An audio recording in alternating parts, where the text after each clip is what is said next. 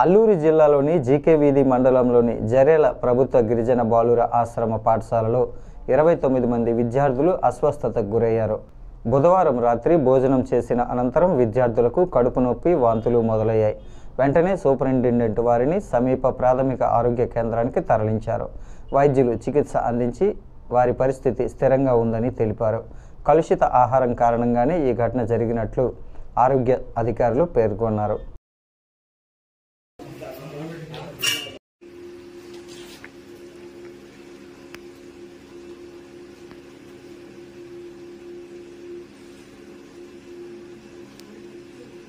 నమస్తే అండి, నా పేరు డాక్టర్ మణిదీప్. నేను జరేల ప్రాథమిక ఆరోగ్య కేంద్రంలో మెడికల్ ఆఫీసర్గా పనిచేస్తున్నాను. నిన్న మన పిహెచ్సి పక్కన ఉన్న జీటీడబ్ల్యూ బాయ్స్ రెసిడెన్షియల్ స్కూల్లో మనకి ఫుడ్ అనేది కొంచెం ఇండైజెషన్ వల్ల మన దగ్గరికి ఈరోజు పొద్దున ఒక 29 మంది పిల్లలు మన దగ్గరికి రావడం జరిగింది. అందరికీ కడుపు నొప్పి అనేది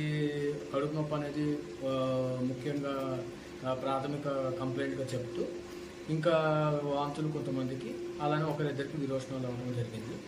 అందరికీ మేము క్షుణ్ణంగా పరీక్షించి వాళ్ళకి ఇతర పరీక్షలన్నీ కూడా చేసి ఉన్న వాళ్ళందరికీ మేము మందులు ఇచ్చి ఇంజక్షన్ చేసి పంపించాము. తగ్గిన వాళ్ళందరికీ, ఎవరైతే ఇంకా కొంచెం నీరసంగా ఉన్నారో, ఎవరైతే కొంచెం వాళ్ళకి ఇంకా మెడికల్ అటెన్షన్ కావాలన్నారో వాళ్ళని ఇక్కడ అడ్మిట్ చేసి ఇక్కడ వాళ్ళకి ట్రీట్మెంట్ చేయడం జరుగుతుంది.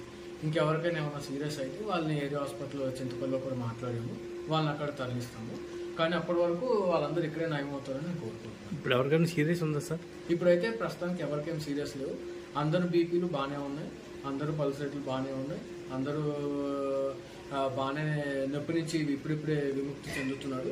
కాకపోతే ఇది జరగడం వల్ల వాళ్ళు కొంచెం నీరసం అనేది సాధారణంగా ఉంటుంది కాబట్టి మేము సాయంత్రం వరకు కూడా వాళ్ళని అబ్జర్వేషన్లో పెట్టుకొని ఎట్లయినా నార్మల్ స్టేజ్కి తీసుకొస్తాం.